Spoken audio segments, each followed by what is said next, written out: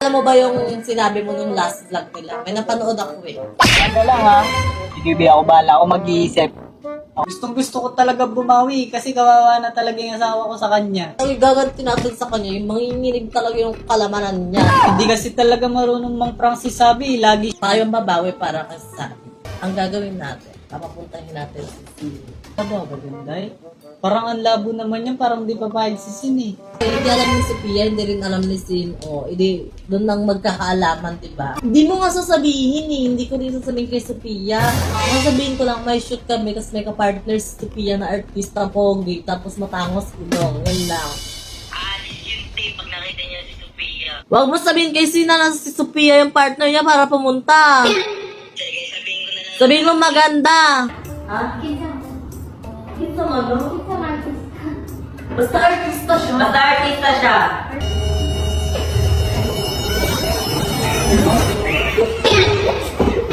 Kung prank ka, ibig sabihin, pwede pa kumubak ang. Hindi kasi nga may kontrata tapos nakaset up na sayang naman. Sayang naman, check. Dapat be professional na lang. Oo, kasi Expert naman magkano dapat. yan? Baka pera din yan. Tapos yung sasabihin niya, hindi ka pa nakaka-get over. Wala, be professional. Be professional. Maganda lang. Oo, maganda ka.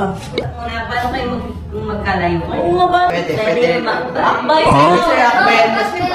Kaya, Akbay na, bilisan mo na.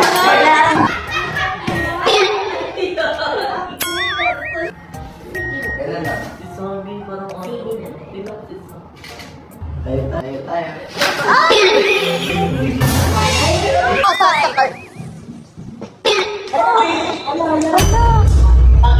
Ay, sorry.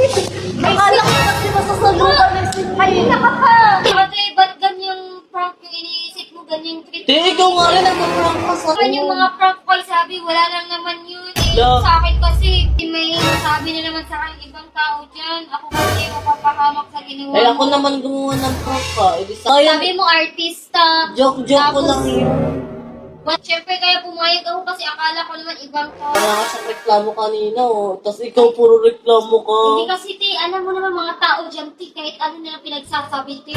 Ba't mo inisip yung ibang tao? Alam mo naman, Kung saan ka masaya, dapat yun yung sundin mo. kasi at kami dati, di ba? Oh. Ano na sabihin ng mga tao sa akin dyan? Akong tama. Kanta nga dun. Ano naman, normal lang yun, te. At least magkakapatawaran kayo.